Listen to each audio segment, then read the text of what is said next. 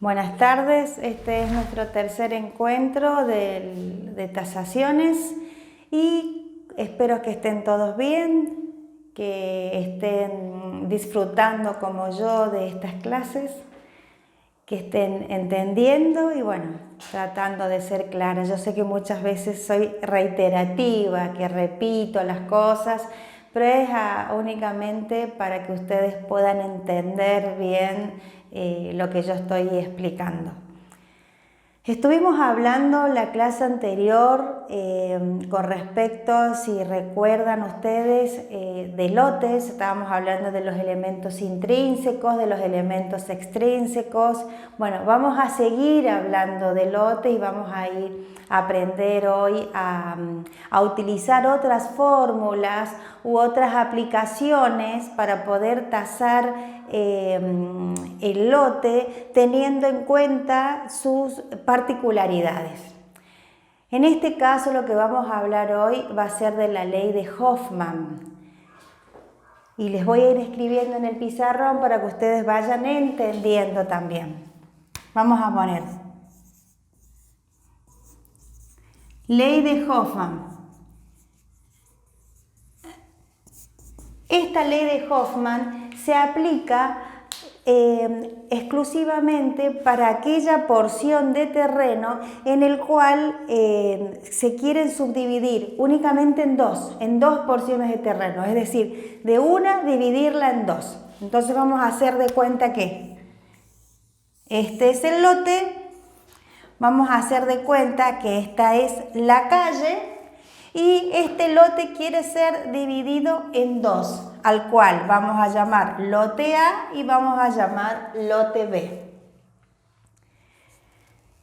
Nosotros, o en el caso de hacer las comparaciones y demás, seguramente vamos a llegar al valor total del inmueble. Vamos a suponer que este lote vale 3.600.000 pesos. ¿Sí? ¿Cuánto vale el lote A y cuánto vale el lote B? A ver, hay que tener acá una característica o una condición importante. Este lote B, si aplicamos la ley de Hoffman, el lote B va a valer menos que el lote A. ¿Por qué va a valer menos? Porque está más lejos de la calle.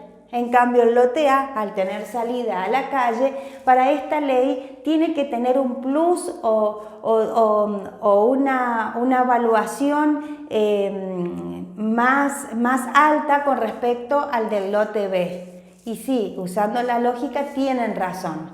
Entonces, si yo sé que vale 3.600.000 y sé también por la ley de Hoffman que el lote A tiene que valer más, sí, pero ¿cuánto más?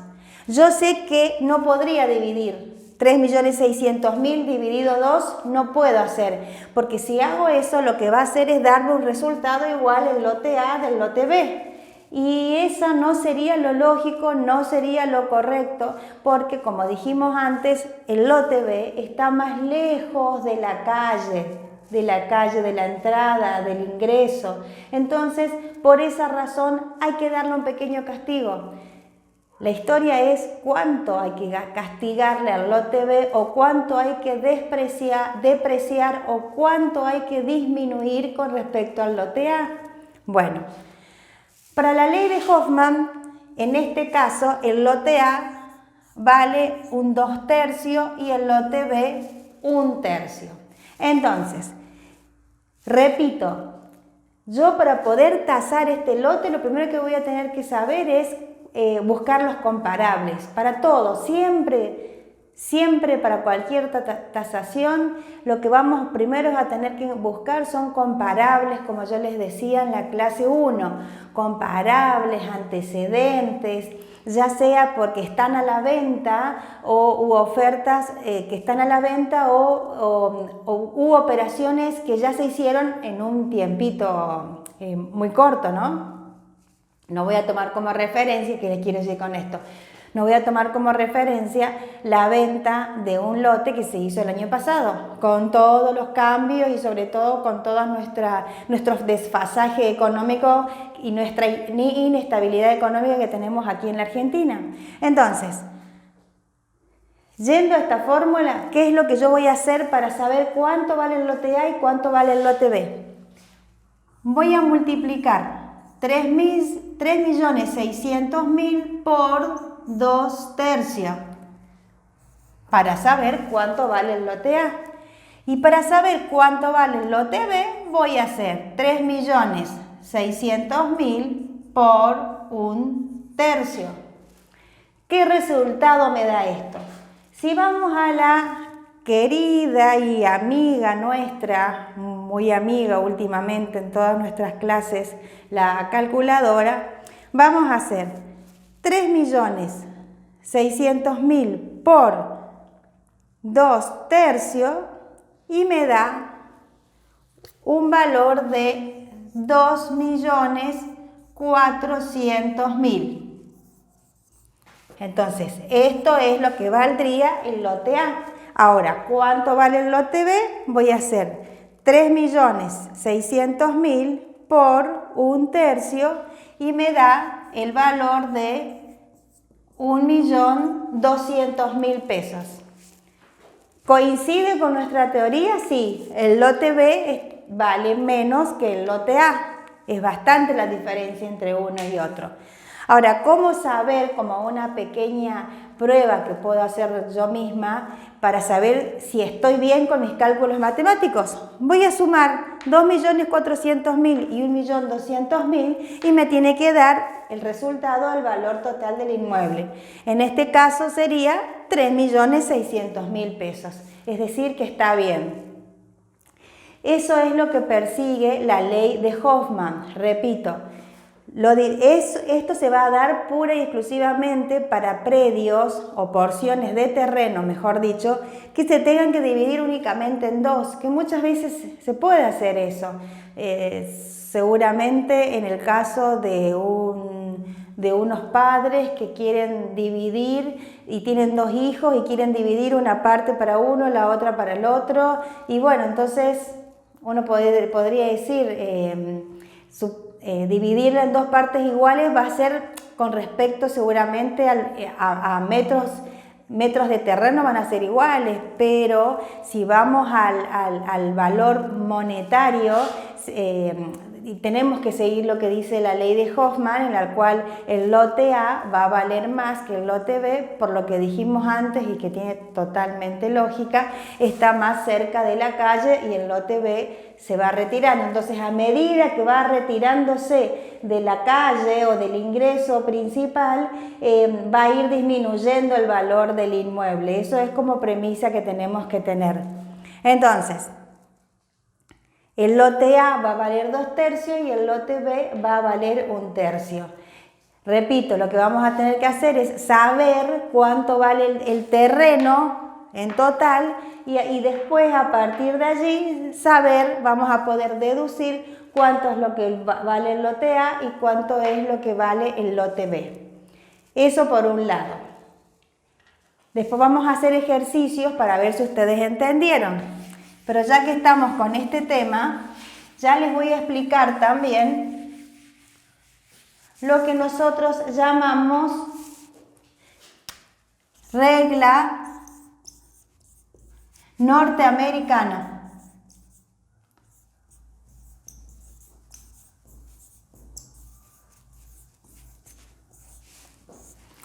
Que es en parte parecido a lo que estábamos hablando de la ley de Hoffman, pero la ley de Hoffman divide la porción de terreno en 2 y la regla norteamericana lo que divide es en 4. Vamos a suponer nuevamente que aquí es donde se encuentra la calle principal, ¿sí? Esto vamos a llamarlo nuevamente lote A, lote B, lote C y lote D. Entonces, También tiene la misma ideología que la ley de Hoffman. A medida que se vaya retirando, alejando de la calle principal, va a ir disminuyendo también su valor. Entonces, la historia sería, ¿cuál sería el valor? ¿Qué porcentaje yo tendría que utilizar? Y para ello, la regla norteamericana toma ¿qué? El lote A vale 4 sobre 10, 3 sobre 10, 2 sobre 10 y 1 sobre 10. Esta sería la fórmula que nosotros vamos a aplicar para poder saber cuál sería el valor de este lote que está dividido en 4, ¿sí? Entonces, como criterio igualitario al de la ley de Hoffman, vuelvo a repetir, tiene que el lote A es el que mayor valor va a tener y a medida que se vayan alejando de la calle, estos van a ir disminuyendo, 4, 3, 2 y 1. Entonces, acá vamos a hacer el mismo sistema, lo que nosotros vamos a saber es o buscar el comparable del lote en total. Entonces, vamos a suponer que este vale 7.500.000 pesos. Un poquito elevado me parece, pero bueno, vamos a suponer que vale 7.500.000. Esto es obviamente a los fines de un ejemplo, ¿no? Entonces, ¿cómo yo voy a saber lo que vale el lote A? Vamos a hacer 7.500.000 por 4 sobre 10, 7.500.000 por 3 sobre 10, por 2 sobre 10 y por 1 sobre 10. Entonces, ¿cómo vamos a hacer? Vamos a multiplicar, igual que en el caso anterior, 7.500.000 por 4 sobre 10 y me va a decir que esto va a valer aproximadamente 3 millones. Luego, lo mismo vamos a hacer 7 millones por 3 sobre 10, por 2 sobre 10 y por 1 sobre 10. Entonces, allí es lo que me va a dar el valor de cada porción, siendo lógicamente otra vez la del lote A va a ser el de mayor valor. Ahora, si queremos saber cuánto es el valor del metro cuadrado de cada uno, tendríamos que saber, ¿no es cierto?, cuánto tiene de frente, cuánto tiene de fondo y cada porción de terreno, cuántos metros tiene. Entonces, para saber el valor del metro cuadrado, supuestamente únicamente del A, vamos a multiplicar, o sea, el resultado que nos dé acá, vamos a dividir por la superficie de terreno que tenemos del lote A. Entonces allí lo que vamos a poder saber es cuál sería el valor del metro cuadrado. Pero eso es si quisiéramos hacer como algo más, si queríamos hilar más fino, ¿no es cierto? Podríamos hacer eso. Entonces, ¿por qué les doy juntos la regla norteamericana y la ley de Hoffman? Porque tienen un criterio muy similar, que a medida que se van alejando de la calle, el terreno va a ir disminuyendo el valor. Ambas coinciden con la misma teoría, solo que en una corresponde la ley de Hoffman aplicarla en el caso de que una porción de terreno se divida en dos, por ejemplo, y la regla norteamericana se aplica en una porción de terreno que se quiera dividir en 4, de los cuales va a ser 4 sobre 10, 3 sobre 10, 2 sobre 10 y 1 sobre 10. Y en el caso de la ley de Hoffman va a ser 2 tercios y 1 tercio. Desde ese lado vamos a poder saber cuál sería cada porción de terreno dividido, ya sea en 4 o en 2, cuánto es lo que vale. Teniendo como premisa o como prioridad, vuelvo a repetir, que el lote A, en este caso que le denominamos el que está más cerca a la calle, ¿no es cierto?, va a tener mayor valor con respecto a los lotes que están alejados del mismo. Vamos a ir a una pausa, así hacemos unos ejercicios matemáticos, así explicamos y ustedes pueden practicar, por favor, y ya volvemos enseguida.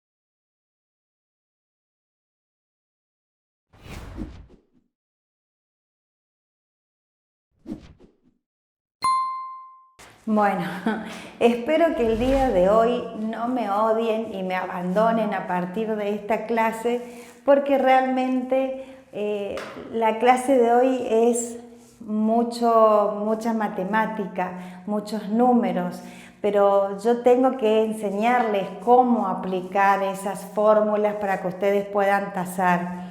En realidad, yo creo que a partir de esta clase en adelante los voy a atosigar, los voy a atormentar con una cantidad de números que van a tener que ir resolviendo. Pero no maten al mensajero, simplemente lo que estoy tratando es de enseñarles a ustedes, ¿no es cierto? Vamos a tratar también de dar un poco de teoría, pero en realidad la parte que viene de ahora en más es muy práctica. Veamos el lado positivo, no va a ser aburrido, me parece, porque van a tener que estar constantemente con la calculadora y tratando de comparar si el resultado que está en el pizarrón es el mismo al de ustedes o al mismo que al de los compañeros, porque vamos a ir, como dije antes, haciendo muchas operaciones, porque me parece que es la única manera de que ustedes puedan afianzar los conocimientos.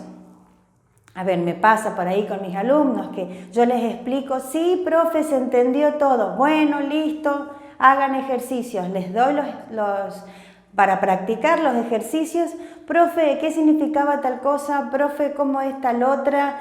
Sí, y a veces en la cancha se ven los pingos, dicen, hay una frase, y bueno, uno lo escucha, sí, entendí todo, pero la cuestión es sentarse y decir, ¿cómo era esto? ¿Qué tenía que dividir con tal cosa? Entonces, bueno, por eso es que, vuelvo a repetir, no se molesten, pero vamos a tener que empezar de ahora en más, siempre con la calculadora en mano y las tablas en mano, ¿sí? Bueno. De todas maneras, creo que hasta ahora lo que hemos dado son cosas fáciles, o sea que no van a tener mucho problema. Y el que tenga alguna duda, por favor, tienen que preguntarme. Yo estoy para eso, justamente para poder evacuar las consultas y las dudas que ustedes tengan, ¿sí? Así que en eso saben que cuentan conmigo. Bueno.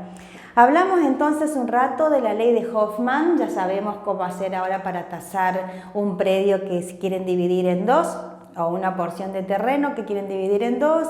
Sabemos también cómo calcular una porción de terreno que quieren dividirla en 4. Y ahora lo que vamos a aplicar, y yo ya les voy a pasar a través del PowerPoint, que yo ya les dije que en cada clase ustedes van a tener su PowerPoint, haciendo como con un resumen de todo lo dado para que ustedes vayan refrescando los conocimientos. Y lo que van a tener también en este PowerPoint en particular es que va a estar una tabla, que es la tabla de Guerrero. Es otra tabla que nosotros utilizamos en tasaciones. ¿Qué es Guerrero? O mejor dicho, ¿por qué utilizamos la tabla de Guerrero o para qué utilizamos la tabla de Guerrero? La tabla de Guerrero se utiliza para reducir precios. A ver, vamos a un ejemplo concreto, ¿no? Vamos a suponer que voy sobre la calle Corrientes, que todos conocen la calle Corrientes acá en Córdoba, que es un lugar de mayorista. Vamos a un ejemplo burdo como para que ustedes puedan entender por qué vamos a utilizar Guerrero y por qué es necesario utilizar a Guerrero. Vamos a hacer de cuenta que yo voy por la calle... para los que no son de Córdoba capital, la calle Ituzaingó de aquí es toda una zona donde se comercializan todo tipo de rubros, zapatería, ropa, lencería, telas y demás, pero es al por mayor. Es decir que si compras en mucha cantidad de un determinado producto, te hacen un importante descuento, te hacen una importante reducción en el valor unitario de la compra que uno está haciendo. Entonces, vamos a suponer que me voy a una zapatería y resulta que el zapato que quiero comprar vale 3.000 pesos. Pero como es una zona mayorista, porque yo lo que quiero es, por ejemplo, para revender, para llevar a mi negocio que tengo en zona norte, vamos a dar un ejemplo así, yo voy a comprar 15 pares de zapatos, ¿sí? Entonces, al comprar en mayor cantidad, lógicamente se me va a reducir el valor unitario de lo que yo voy a comprar. Es decir, que si yo hubiese comprado una bota que me sale 3.000 pesos, al comprar 15 botas, seguramente me van a vender al precio de 2.000 pesos. Por ejemplo, cada bota, ¿no es cierto? Es decir, vamos a tener que multiplicar 2.000 por los 15 pares y eso va a ser el valor que yo voy a tener que abonar por esas botas que yo estoy comprando. Aquí, en cuestión de terreno, sería lo mismo. Si yo compro un predio en el cual tiene muchos metros cuadrados, a mayor cantidad de metros cuadrados se va a ir reduciendo el valor unitario. ¿Se entiende? Entonces, como en el caso de las botas, si una bota yo comprando un par me sale 3.000 y compro 15 pares me va a salir 2.000, acá en el terreno va a pasar lo mismo. Si el valor del metro cuadrado, supongamos, está 700 pesos el metro, si son muchos metros cuadrados, que es lo que se está comercializando, seguramente no va a salir 700 pesos como el valor del predio que está al lado, que es un terreno común de medidas comunes, sino que este va a ser seguramente mucho menos el valor del metro cuadrado. La cuestión es deducir cuánto menos, ¿sí? ¿Cuánto menos? Cuánto menos es el valor que yo voy a tener que bajar a eso. Para eso, Guerrero realizó una tabla, ¿sí? En el cual en una columna está la cantidad de metros y en la otra columna está el coeficiente que corresponde por esa cantidad de metros. Entonces, vamos a un ejemplo concreto. Yo tengo acá la tabla de Guerrero, que ustedes también la van a tener conmigo, por favor, con ustedes, perdón. Así vamos aprendiendo a utilizar la tabla y viendo cómo es lo que tenemos que realizar. Y vamos a hacer de cuenta que yo tengo que tasar, mi incógnita es tasar un lote que tiene 15.000 metros cuadrados, ¿sí? Y los antecedentes que yo busqué en la zona y demás, que ya sabemos, ¿no es cierto?, que siempre tenemos que buscar comparables, es un terreno de 7.000 metros cuadrados, esto es lo que yo pude sacar, 7.000 metros cuadrados, que se está comercializando en 3.900.000 pesos. ¿Cuánto es lo que me va a salir o a cuánto es lo que yo podría tasar este terreno que tiene 15.000 metros? Si 7.000 metros vale 3.900.000, 15.000 metros, ¿cuánto vale? Lógicamente estamos hablando de terrenos que están en la misma zona. Ahora, si vamos al ejemplo de las botas, yo sé que tiene que salir menos. A ver, primero lo que vamos a hacer es saber cuánto es el valor del metro cuadrado de este terreno. Entonces, ¿cómo yo voy a hacer? Voy a hacer 3.900.000, que es el valor de mi terreno, dividido 7.000. Y ahí me va a dar el valor del metro cuadrado. Es decir, el valor del metro cuadrado de este es 557 pesos con 14 centavos. Este es el valor del metro cuadrado. ¿Por qué? Si yo multiplico 557 con 14 por 7.000,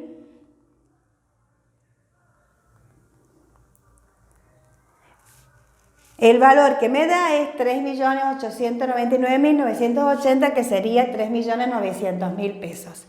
Entonces, vuelvo. Los antecedentes que yo tengo es que un terreno que se está comercializando en la zona tiene 7.000 metros cuadrados de superficie y se comercializa en 3.900.000 pesos.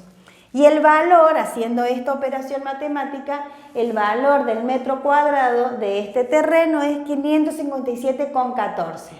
Ahora, si yo ya sé que en esta zona está 557 metros con 14, ¿yo podría multiplicar 557 con 15.000 para saber cuánto sale?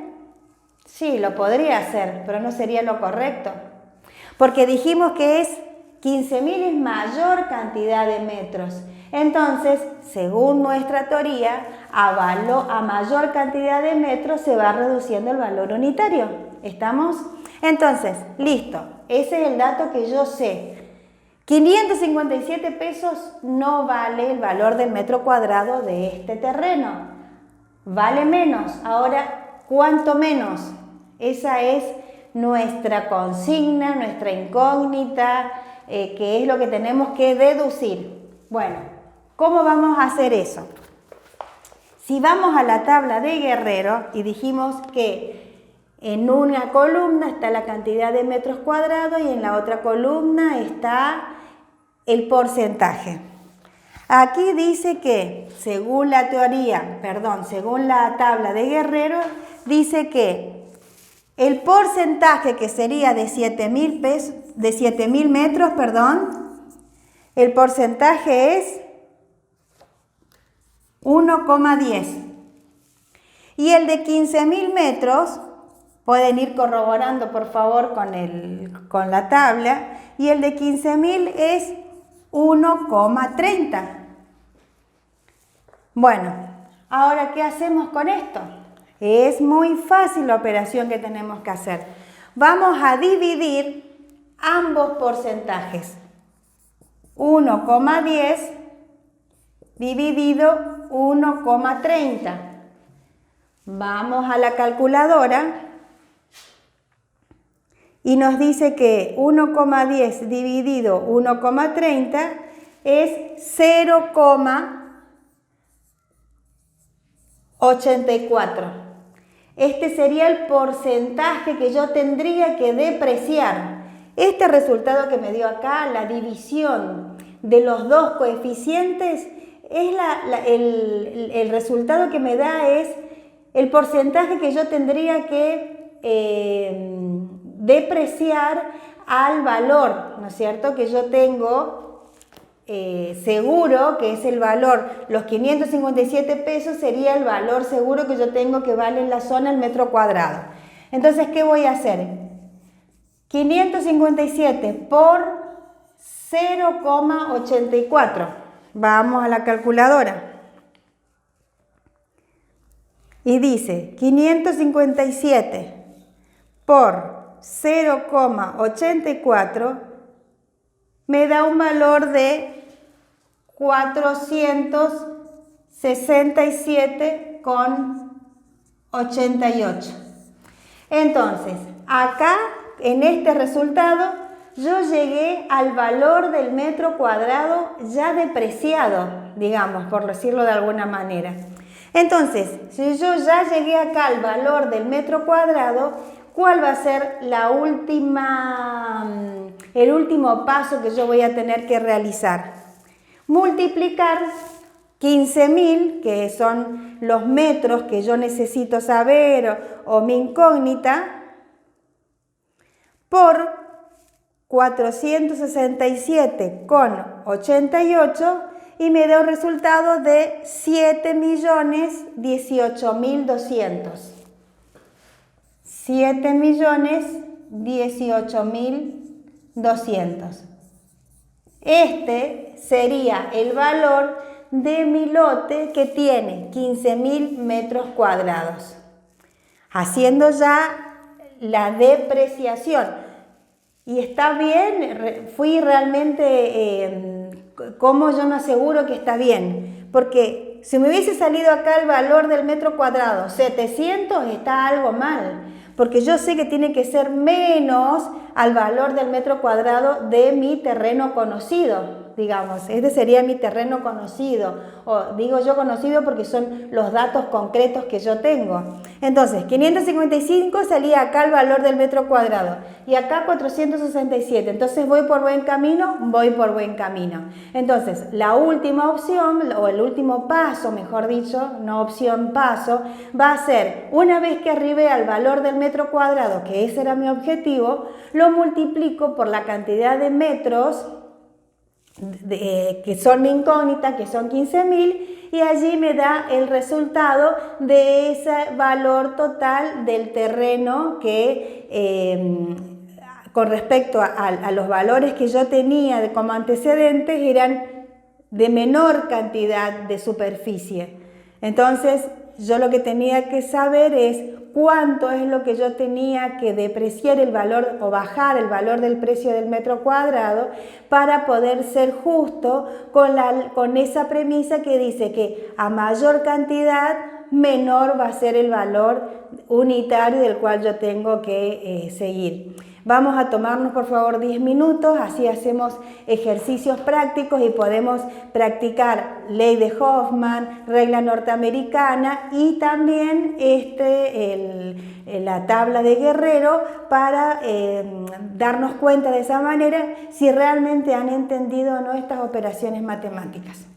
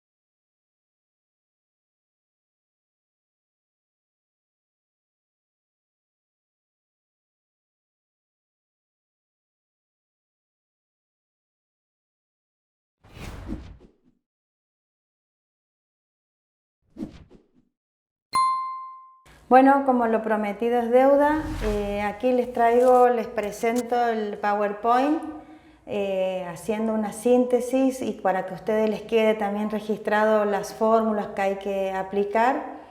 Tenemos la ley de Hoffman que establece que el mayor valor de un lote se encuentra en su primera mitad, lo que estuvimos hablando hace un momento, dividiendo el terreno en dos partes, siendo A 2/3 y B 1/3.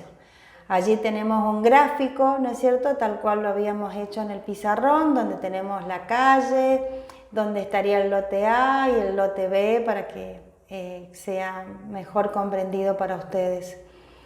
Tenemos un ejemplo de un terreno de 12 metros de frente por 40 de fondo, que hace un total de 480 metros cuadrados y que ya está evaluado en 2.580.000 pesos. Nuestra incógnita o nuestra tarea de hoy es saber cuánto valdría el lote A y cuánto valdría el lote B, sabiendo que el lote A tiene que valer más que el B, ¿no es cierto? Por lo que decíamos que está más cerca de la calle. Entonces, hacemos la siguiente operación. 2.580.000 por 2/3 me da un resultado de 1.720.000. Y si hacemos 2.580.000 por 1/3 me da un resultado de 860.000 pesos. Es decir que en este caso en concreto nuestro lote A va a valer 1.720.000 y nuestro lote B 860.000 pesos.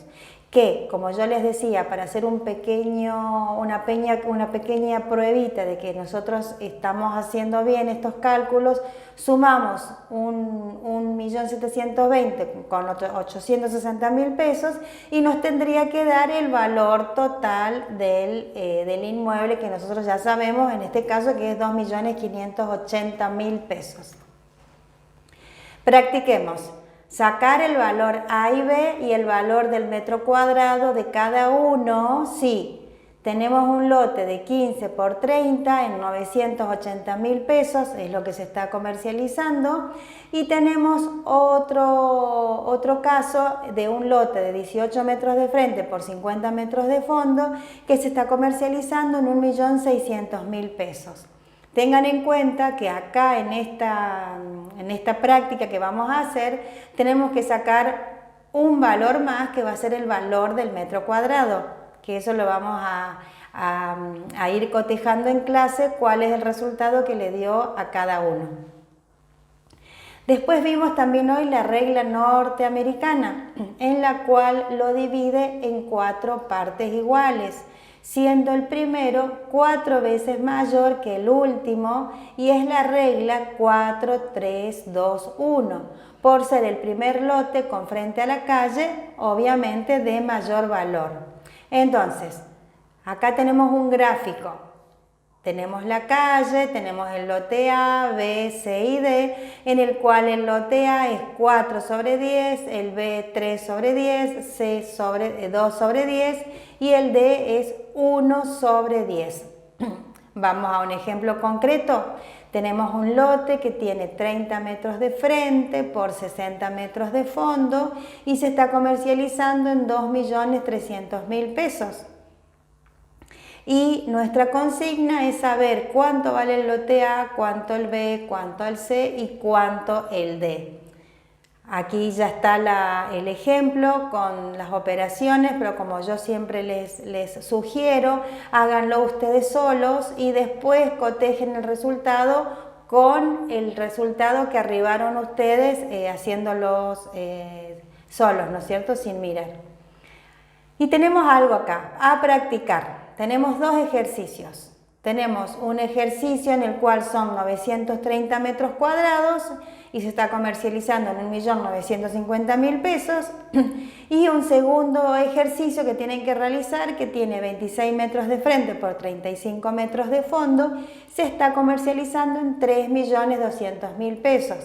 A estos 2 ejercicios que tienen que hacer es aplicando obviamente la regla norteamericana. Bueno, y otra de las cosas que hicimos hoy fue saber, entender qué es o cuál es la tabla de Guerrero. Dijimos que la tabla de Guerrero se aplica para los factores de esta tabla para reducir precios. Y acuérdense que di el ejemplo de las botas sobre la calle Ituzaingó, que es una zona de venta mayorista para los comercios aquí en nuestra ciudad de Córdoba. Entonces, para eso lo que vamos a tener que tener es la tabla de Guerrero. Aquí en este PowerPoint yo les adjunto esa tabla para que ustedes sepan. Y como yo les estaba explicando es, de frente, ¿no es cierto?, a la computadora, en la columna izquierda está la cantidad de metros cuadrados o posible cantidad de metros cuadrados que podríamos tener. Y en la parte de la columna de la derecha tenemos los porcentajes. Es decir que en el caso concreto que yo les di recién en el pizarrón, si tenemos un terreno que sabemos que está a la venta, ¿no es cierto? Y son 7.000 metros cuadrados y el porcentaje es 1,10 y nuestra incógnita es un terreno que tenemos que saber el valor que tiene 15.000 metros cuadrados. Sabemos que tiene que reducirse el valor del precio unitario del metro cuadrado, pero no sabemos cuánto. Entonces, para eso teníamos que dividir ambos coeficientes.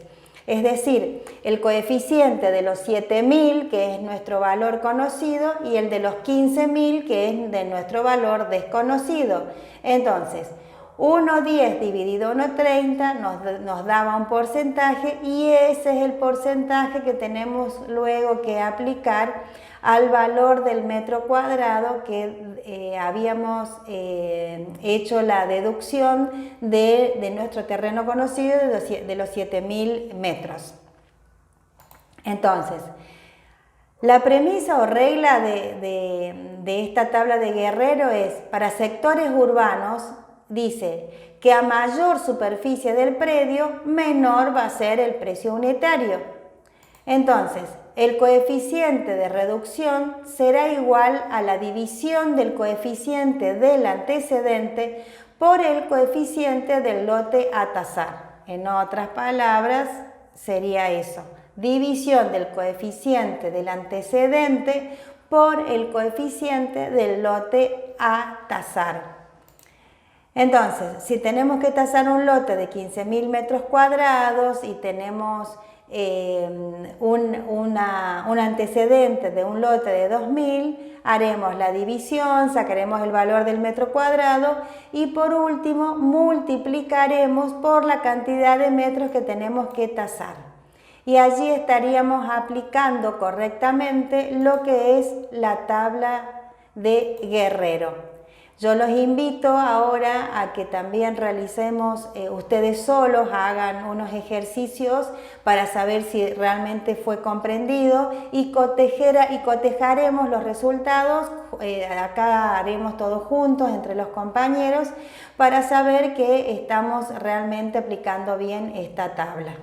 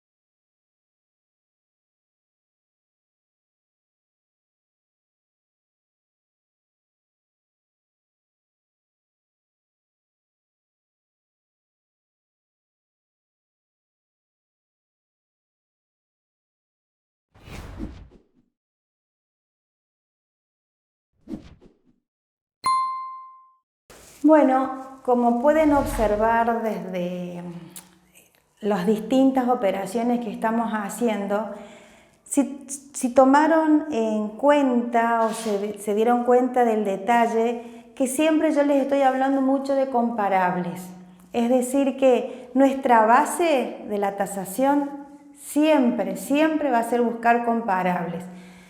Siempre va a ser buscar antecedentes en la zona, ¿sí? Porque ahí va a ser nuestra base para decir, bueno, tengo tal monto tengo en la zona. Bueno, ahora lo que voy a tener que hacer es ajustar conforme a las características que tiene el bien que yo tengo que tasar. Entonces, siempre van a tener que buscar esos comparables, esos antecedentes. ¿De qué forma? Podrían preguntarme ustedes. Y bueno, hoy tenemos herramientas tecnológicas que nos facilitan muchísimo la búsqueda de esos antecedentes. ¿A qué me refiero exclusivamente? En internet pongo, por ejemplo, venta de casas en barrio Alta Córdoba, por ejemplo. Y me sale un montón, Zona Pro, Mercado Libre, un montón de sitios donde me va a decir. Y hasta incluso en esos sitios, ¿no es cierto? O en esas publicaciones que podemos nosotros encontrar en internet, nos dicen la superficie cubierta, la superficie de terreno, hasta hay fotos de los inmuebles, nos dice la cantidad de ambientes que tiene, nos dice dónde está ubicado. Entonces, realmente hoy nos facilitan mucho como tasadores esas herramientas tecnológicas. Cuando me recibí y empecé a ejercer la profesión que les conté que era en el año 99, o sea, hace 20, 21 años, hay que ser consciente de que no había todavía muchas herramientas, no teníamos todavía mucho el uso de internet y la aplicación esta para poder ir y a través sentado desde nuestra oficina ver cuánto vale una casa en diferentes zonas. Teníamos que agarrar el autito o ir, si no teníamos auto, ir caminando, patear en buen sentido, ¿no es cierto? La zona, es decir, caminar la zona y buscar carteles de venta, buscar esos carteles de venta que diga vende, tomar nota, ¿no es cierto? Después llamar por teléfono y decir, mira, por ahí lo que yo digo, decíamos mentiritas blancas, ¿no? Porque por ahí nos hacíamos pasar por una persona interesada, no como tasadores, porque a veces no nos querían dar esa información. Hoy creo que están más abiertos a eso, pero antes era un poco más cerrada la situación y no nos querían dar información, porque pensaban que uno estaba buscando datos como para poder nosotros llegar al dueño de esa vivienda y tener nosotros como cartera esa venta de esa casa. Entonces muchas veces nos resultaba un poco más difícil. Por eso digo, como no teníamos las herramientas informáticas como hoy tenemos, teníamos que llamar por teléfono y hacernos pasar por interesados. Mira, estoy interesada en la casa que está ubicada en la calle tanto. ¿Me podrías decir cuánto vale? Por ejemplo, para nosotros empezar y tener un hilo para poder desovillar ese engranaje que teníamos para poder llegar a nuestra tasación. Entonces ese era uno de los métodos que utilizábamos. Otras veces era ir directo, yo muchas veces lo he hecho en su momento, hace años ir con el expediente en mano, ir a la inmobiliaria y decir, mira, soy perito tasador, necesito información porque tengo que tasar un inmueble en la zona, y mostrando, obviamente no dejaba el expediente ni nada por el estilo, pero mostrando el expediente o mostrando mi carnet de perito tasador, por ahí sí eran más abiertos a darnos información, y con eso, de esa manera nosotros los estábamos asegurando de que nosotros no queríamos sacarle el producto que ellos tenían a la venta, era simplemente para una información para poder cumplir con la tarea que nos había encomendado el juez. Por eso digo, teníamos diferentes métodos, ir a la inmobiliaria o llamar a alguna inmobiliaria amiga, decirle, mira, necesito saber tal valor. Nos decían en ese sentido sí, porque ya nos conocían y sabían que era realmente por algo judicial, no era que nosotros queríamos ser desleales profesionalmente, pero bueno, hoy por suerte se nos han allanado muchos caminos y podemos buscar comparables a través de internet, de los diferentes sitios en el cual están publicados las casas, como yo digo, con fotos, características de ellas, la dirección. Porque, a ver, para un informe pericial no olvidemos, no sé si lo habían dicho otro docente, pero bueno, lo que abunda no daña, muchas veces lo voy a repetir.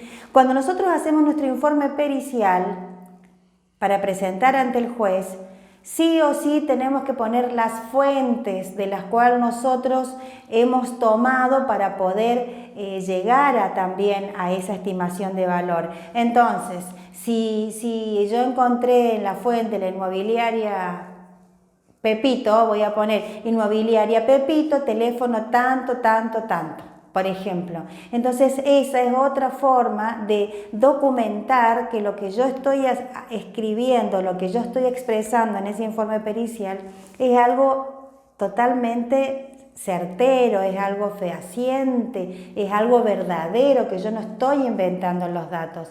Entonces, poniendo la inmobiliaria, el teléfono, la inmobiliaria digo por la fuente, ¿no es cierto? Que en este caso me ha dado esa información.